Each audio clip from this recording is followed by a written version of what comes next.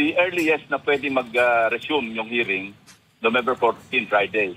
Kasi siyempre, isa sa alang-alang ko bilang chairman, yung possible na plenary debate sa national budget. Kasi matatapos yata today or tomorrow yung lahat ng committee hearings. Sa ganon, pwede pagbalik namin, nasa plenary na kami. Priority yung national budget. Okay. Kaya ang pwede lang mangyari, may pakiusap na yung Friday, may bakante, kung sakali makapag-schedule ng hearing ang Blue Ribbon. Pero may balak ba kayong i-recommend na reforms o hindi papasok yun dyan sa budget deliberation? Ibang session na yon. Kasi marami kayong binabanggit nun na gusto nyong mabago sa budget process. Isasama pa yan dyan sa o iba to, iba. Iba dun sa main budget hearing. Ang isang major reform na pwedeng magamit na naging output nitong mga hearing sa Blue Ribbon, yung bawal magsingit sa National Expenditure Program. Kasi lahat kami nabulaga, or at least karamihan sa amin nabulaga, na meron palang tinatawag na leadership fund na kung sa budget preparation phase pa lamang, may pakialam na pala yung mga lawmakers. Yun naman, hindi naman kailangan isa batas yun, dahil maliwanag naman yung budgeting process natin, nag-iisat sa budget preparation na exclusive domain ng executive branch, saka palang papasok yung legislation o yung authorization phase na pupunta sa Kongreso at babalik ulit sa executive yung tinatawag na implementation phase. Pagkatapos yung accountability na kung saan oversight function ng Kongreso, pati yung COA, ipapasok na.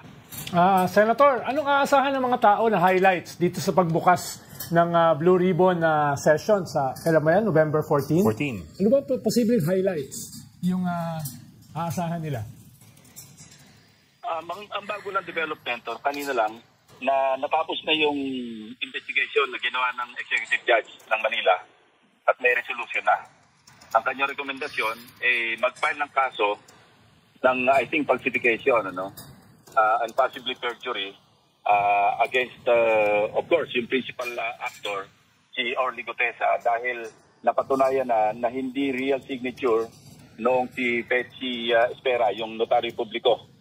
Kasi sa kanyang investigation, nagpakuha siya ng mga specimen signatures ni Atty. Espera para i-match niya doon sa tinatawag na question document na kung saan nakapirma si nakapirma si Atty. Espera bilang notaryo publiko noong sinumpaang salaysay ni Orly Gutesa.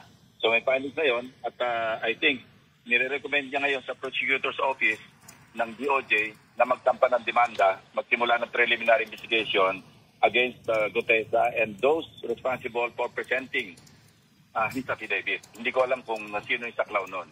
Ang Blue Ribbon ba, Senator, may pwedeng gawing sanctions dyan sa nangyari na yan? Parang binabastos yung proseso nyo meron bang mga parusa doon sa mga nagdala niyang witness na yan na posibleng tainted? Unang-una, lilinawin ko, yung sinumpang salaysay na sinagawa ni Technical Sergeant Gutesa sa Blue Ribbon Committee, valid yun. Dahil ito'y kanyang sinumpaan mismo sa harap ng komite. Walang kinalaman yung kanyang sinumpang salaysay, yung kanyang papayag doon sa harap ng Blue Ribbon Committee, doon sa kanyang sinumpang salaysay na notarized. That's a different matter. Kaya lang, although valid yung kanyang sinumpang salaysay at lahat ng kanyang sinabi, dahil ang presumption doon, sinumpaan niya, kaya pawang katotohanan lamang yung kanyang sinalaysay doon sa pagdinig. Pero, ang issue doon is yung kanyang credibility.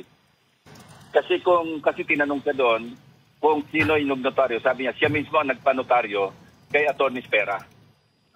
So, ang magiging issue, yung issue ng credibilidad. Na kung nakapagsinungaling siya doon sa isang bagay, na importante rin, dahil ang pinresentan niya ay isang notarized affidavit.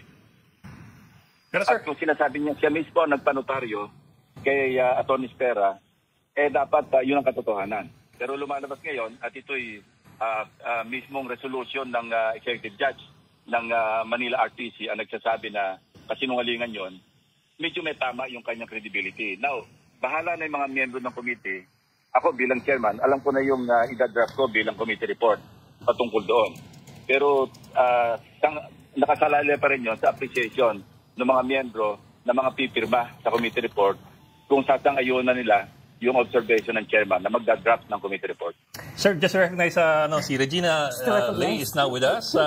Sir, but if I may, sir, I was wondering lang kasi like it or not, sir, maraming nagpapanotarize na hindi talaga humaharap pa yung mismong abogado. I mean, it's not supposed to happen, but it always happens. Wouldn't this then be a problem not of Guteza, but a problem of the person who notarized it? In this case, possibly si attorney, what's his name, Espera? Attorney Espera. Hindi, paano magiging problema na Atty. Espera sinabi niya nga hindi siya yung nagpirma. At napatunayan nga na hindi niya talaga pirma yung nando sa notaryo. Yes, sir. So walang problema yung notaryo publiko. Yes, ibang usapin naman yung sinabi mong halimbawa, Ed, no, na hindi naman karamihan hindi humaharap. Pero it doesn't make it right. I know, sir. Kung yun ang common practice, hindi lang nahuhuli yung iba kasi walang kumukwestiyon. Pero once na magkaroon ng pagkukwestiyon at napatunayan na halimbawang siya mismo nagpirma at hindi siya humarap, hindi nakaharap sa kanya yung nag-swear sa kanyang sinumpang salaysay, pwede siya ma-disbar, ma-suspend, ma-sanction ng Supreme Court. I understand, sir, but what I mean is that IBP. Yes, sir. I understand, sir, but what I mean is that more often than not, hindi yung abogado mismo yung humaharap dun sa nagpapanotarize. Minsan yung nagpapanotarize, siya mismo yung nandun, pero minsan yung secretary or clerk lang ang nandun, and the person may not know who is Attorney Espera from Adam. Well, matter of defense. Pwede sabihin ni Espera, akala ko yung kaharap ko si Atty. Espera. Akala ko yung nagpirma nung sa aking sinumpang salaysay, si Atty. Espera. Depensa yon ni Orly Guteza. Pero the fact remains na hindi signature ni Atty. Espera na malinaw na dahil tapos na nga yung investigation na sinagawa ng Manila RTC, ng executive judge. So established fact na yon. Dahil natatandaan ko, humingi pa nga siya ng kopya ng ilang specimen signatures kasi may mga sulat sa amin si Atty. Espera. Pinadala namin sa kanya at ito pinadala niya sa NBI para ma-subject sa forensic examination, na-examine ng handwriting expert. At yun ang lumabas na resulta, na hindi mismo talagang pirma o standard signature, hindi tumutugma sa standard signature ni Atty. Espera, yung pirma sa affidavit na sinumite ni Guteza sa Blue Ribbon Committee. Senator, let's move on. From Orly Guteza, because you posted on X, formerly Twitter, saying that if you were re-elected as Blue Ribbon Committee Chair, you are going to invite a very important witness, along with Sergeant Orly Guteza, of course. Sino po itong very important witness that you're talking about? Hanggang hindi na pa-finalize yung kanyang confirmation, na una, dadalo, at pag dumalo, maglalahad ng kanyang salaysay na pawang katotohanan, mahirap i-confirma. Pero sinasabi ko lang, napaka-importante ng testigo kasi marami pa madadagdag na mga pangalan na sangkot doon sa lagayan at saka sa ibang pang modus operandi patungkol doon sa mga ghost projects ng flood control. Meaning to say, this witness of yours is hindi pa siya nagko-confirm na dadalo siya sa hearing? He hasn't agreed he or she hasn't agreed to testify? Hanggang wala siya doon sa harap namin sa oras ng pagdinig, mahirap sabihin na hindi mangyayari na yon. Kasi marami ng insidente in the past na nagkumpirma pero hindi naman sumisipot, nagbabago na isip for some reason. Pero sinasabi ko lang, importante din testigo kasi lalawak pa yung mga masasangkot at malalaking pangalan. Senator, ibabalik ko lang kay Guteza dahil nakadikit ito dun sa isang mahalagang usapin sa Blue Ribbon. Yung posibleng imbitasyon kay former Speaker Martin Romualdez. Paano makakaapekto yung development na yan kay Guteza doon sa ganong klaseng issue, Senator? Wala. It stays, yung intention, yung plano na imbitahan of course, si Saldico wala dito, pero papadalan pa rin siya ng invitation sa kanyang residence. Si Speaker Romualdez, dati Speaker Romualdez, papadala namin yung invitation yung letter kay Speaker Bogie D.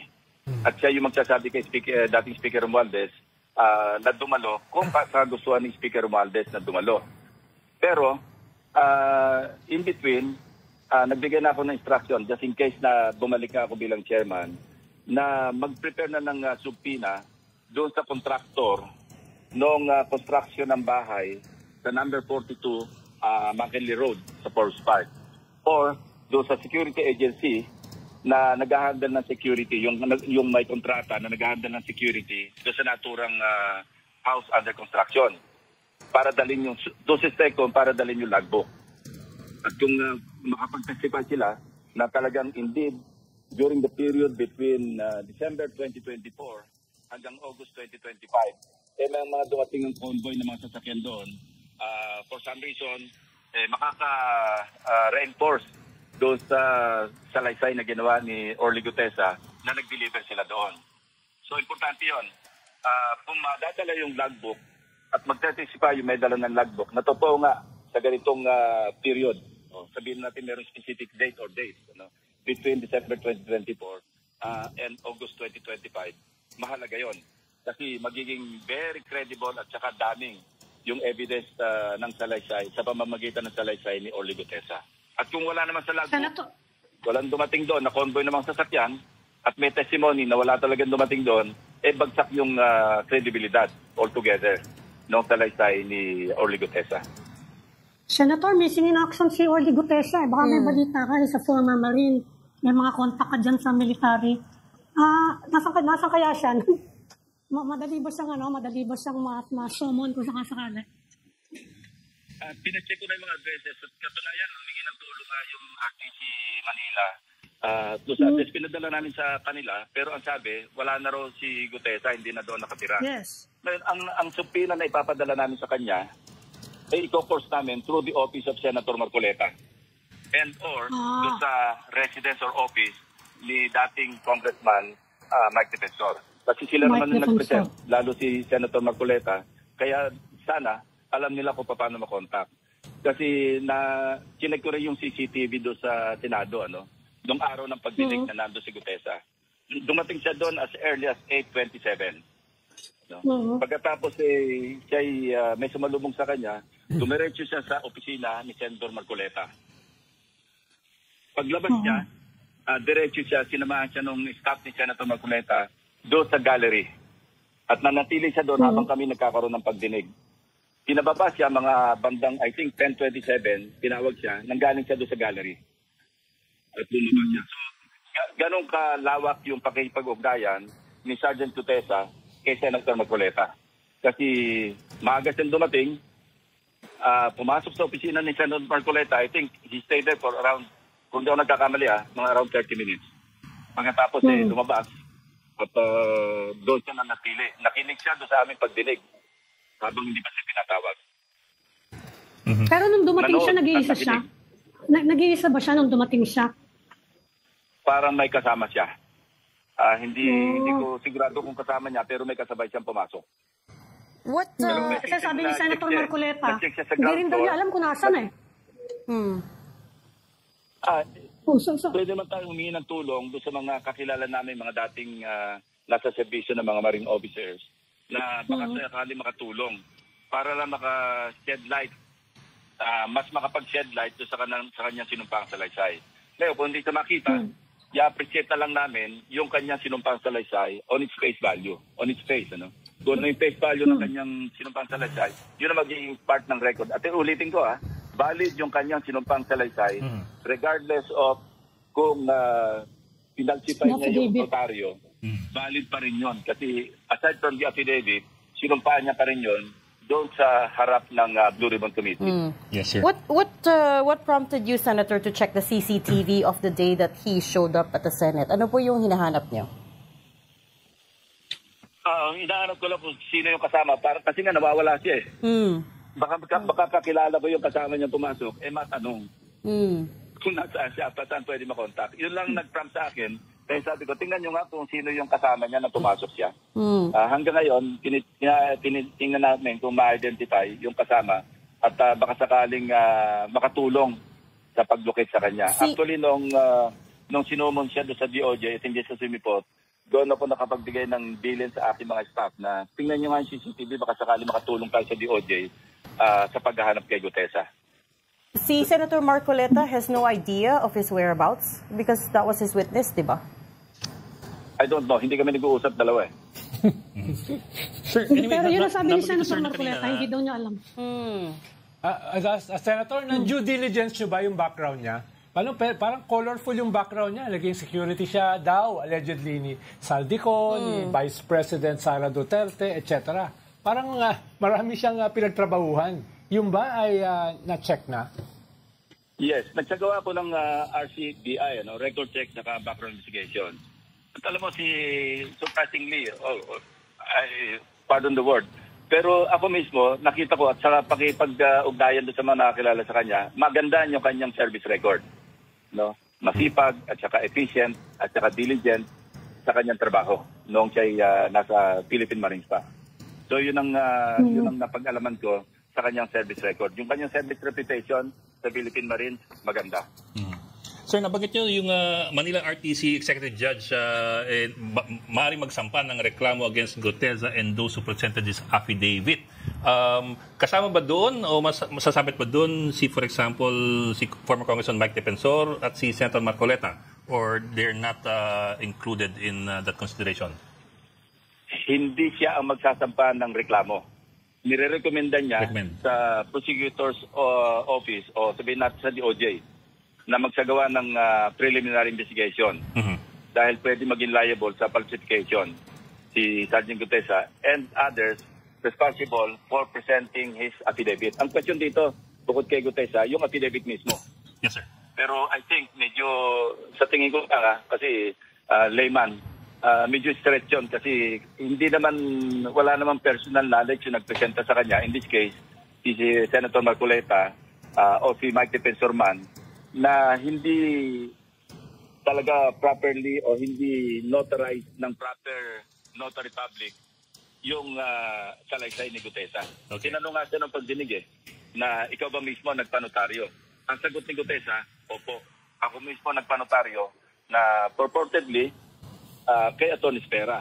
Na agad-agad naman tinanggi ni Atty. Spera. Kaya nga nagbigay daan doon sa executive judge na magsagawa ng investigasyon. Kasi nakikita niya merong violation. Kasi may exclusive jurisdiction ang executive judge na maski anong syudad o bayan man o kung saan man na magsagawa ng investigasyon patungkol sa mga violations ng notarized documents.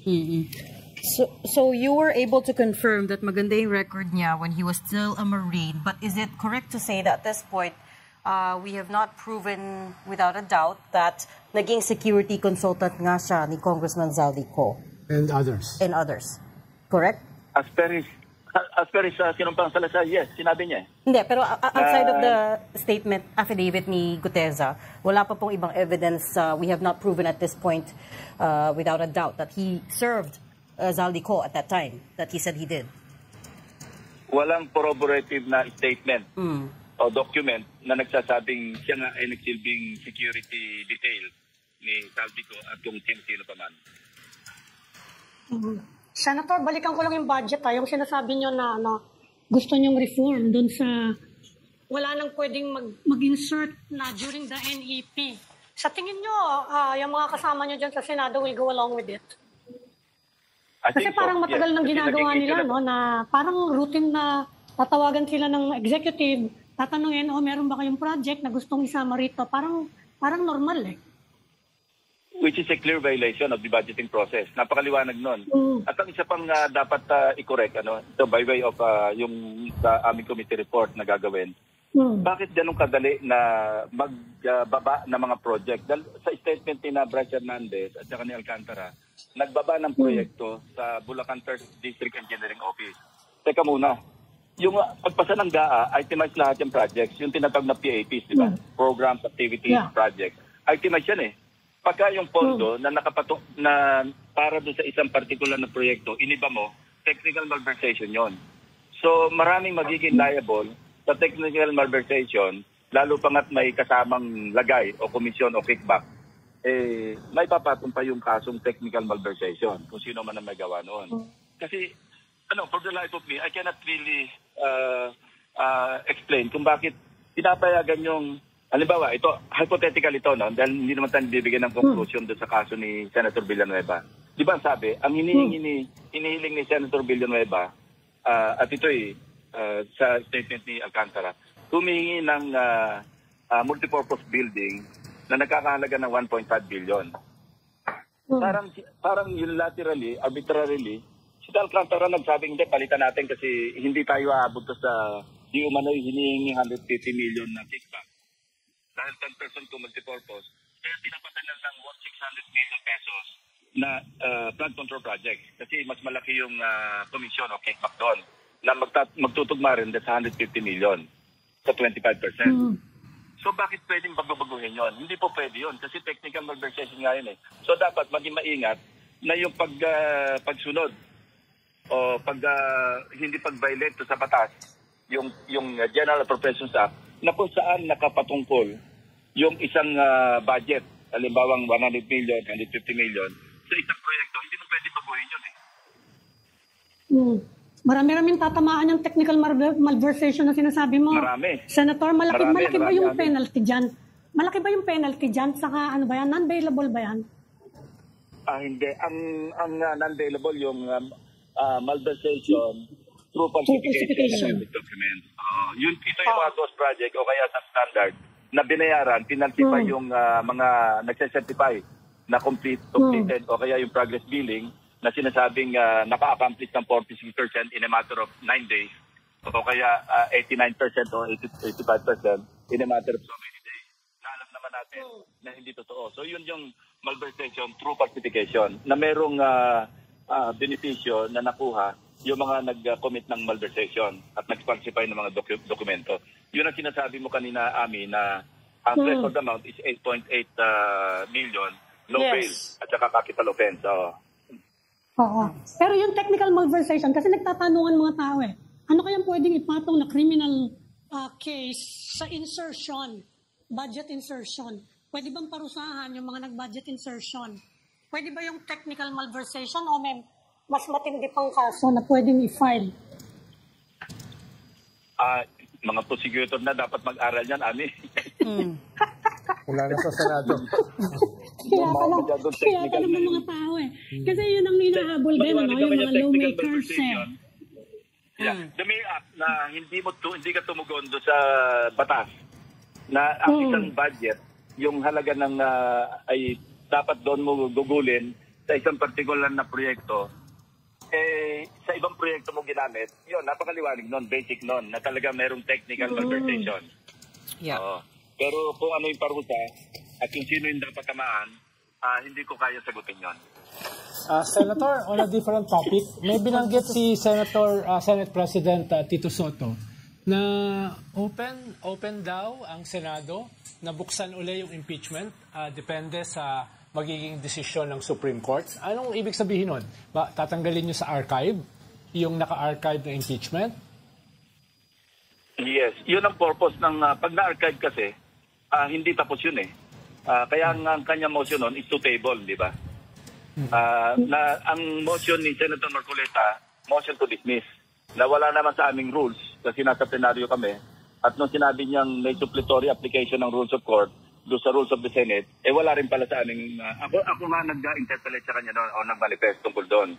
Kaya hindi umubra yung motion to dismiss. Ang naging decision ng liderato ng Senado noon, ni dating Senate President Chief Escudero, i-archive. So effectively, sa halip na i-table, na-archive. Pero pag na-archive, pwede itong i-pull out anytime, if necessary. Ngayon, kung halimbawang lumabas yung decision ng Supreme Court, yung ruling, na sinasabing dahil do sa MR, ano?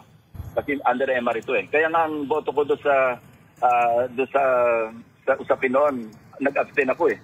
Kasi sinasabi ko lagi na kung ano yung ruling ng Supreme Court, kung tama man o hindi, dapat sundin natin. At that time, meron nga Supreme Court na dinispita yung impeachment complaint effectively.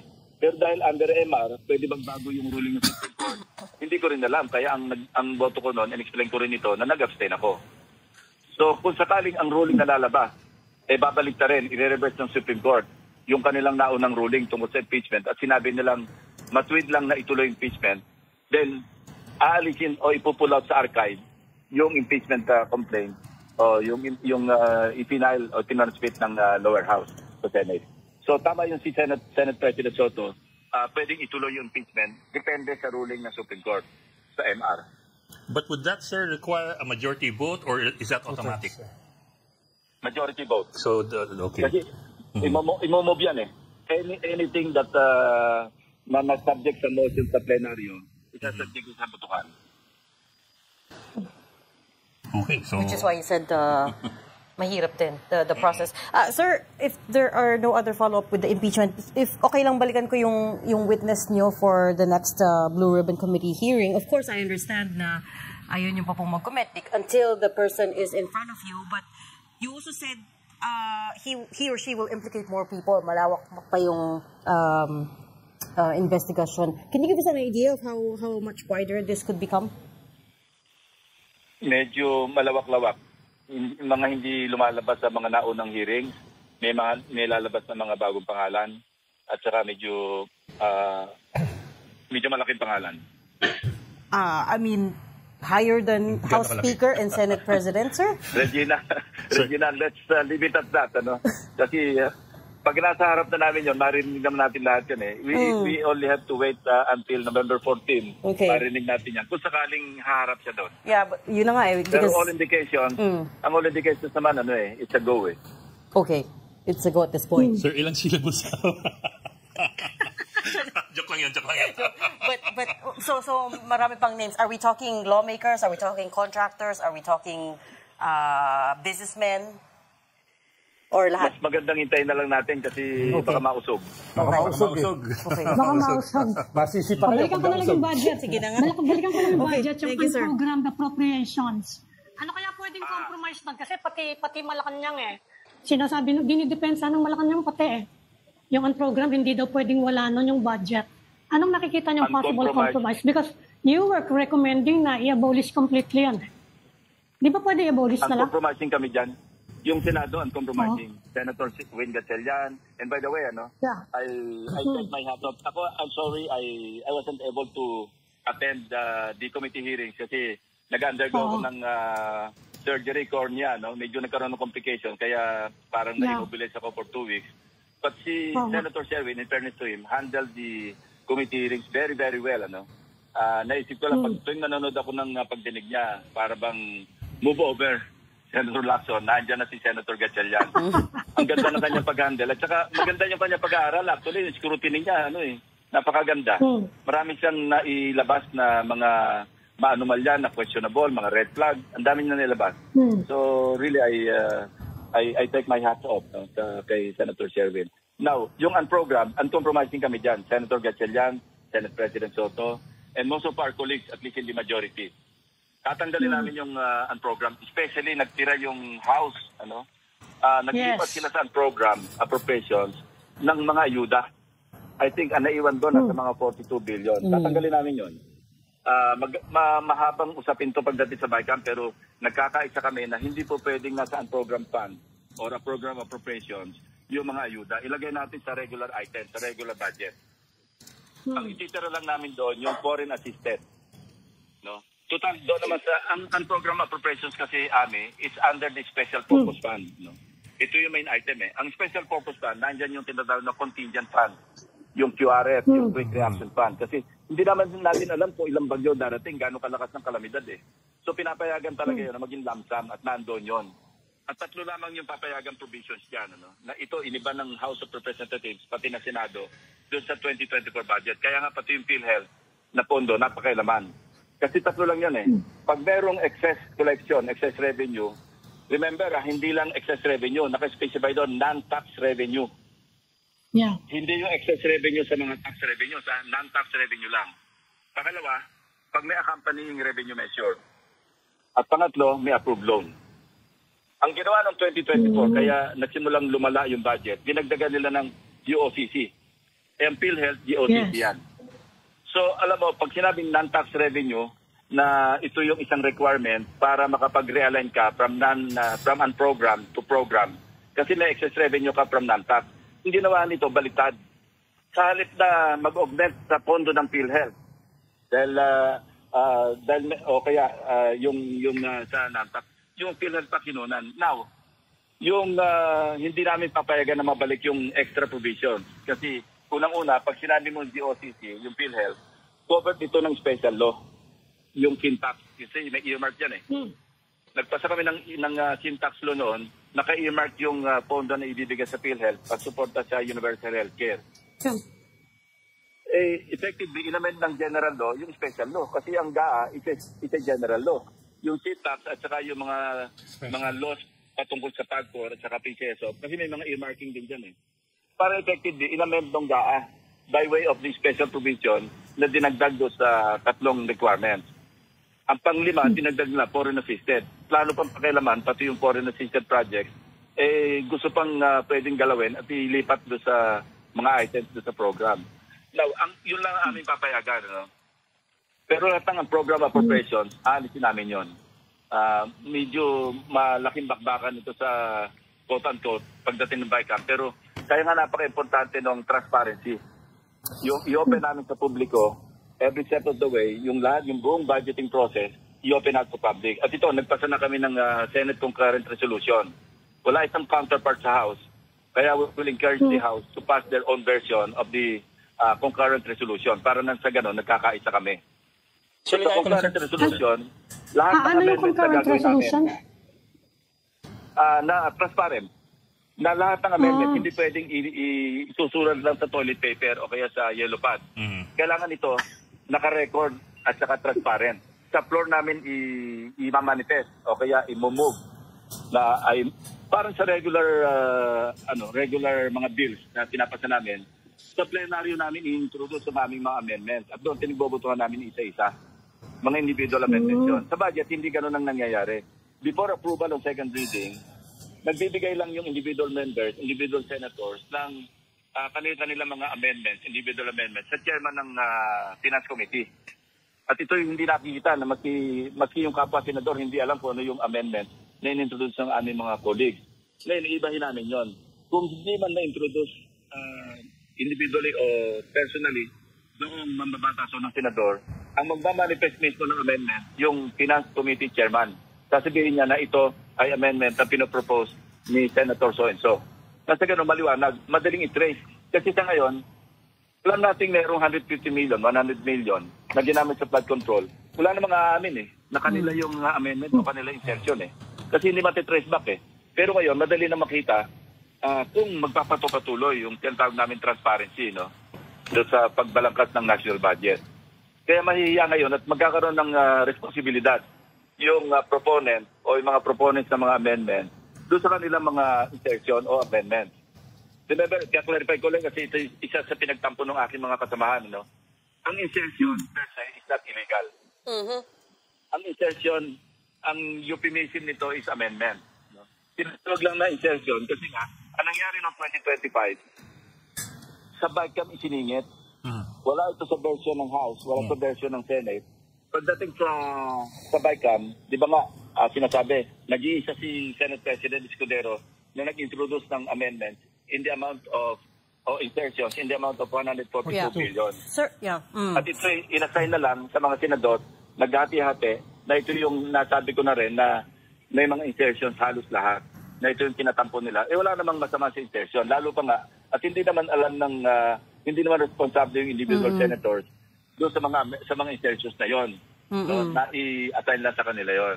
So walang masama kasi amendment yun Pero ang magandang nangyari rin, if we may call it that, na parang blessing in disguise, catharsis nga ito na parang nag-aandeg doon tayo sa catharsis in a way, Napunta, nangyari lahat ito, flood control projects, may mga kasuhan, pero nagising tayo yung damdamin natin. Parang nagising. Na ngayon, maingat tayo ngayon sa pagbalangkas ng 2026 budget. I was gonna ask a follow-up question about unprogrammed appropriations, but then again, the director in my ear said last question na daw sa akin. So, I will ask what I wanted to ask earlier then about Senator Joel Villanueva. Of course, mukhang hindi na i-enforce ng ombudsman, the new ombudsman, yung dismissal order ng 2016.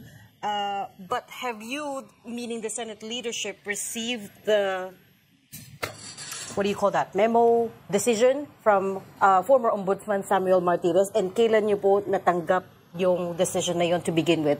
And I'm sorry if you guys talked about this before because I was on leave. But si Remulla ang nagsabi na hindi pa tapos yun. Hindi pa tapos. Okay. So have you, kayo po as Senate President pro tempore? Regina, unang-una, kasama sa mga exemption, yung members ng Congress. Walang, hindi pwedeng i-dismiss kasi pwede mag-recommend yung ombudsman sa Congress para isa-ilalim sa ethics complaint o ethics case yung sinasabing lang i-dismiss nila. Kasi mga impeachable officials, members ng Congress, judiciary, yan ang hindi saklaw no mga dismissal order o suspension order ng ombudsman. No? Okay.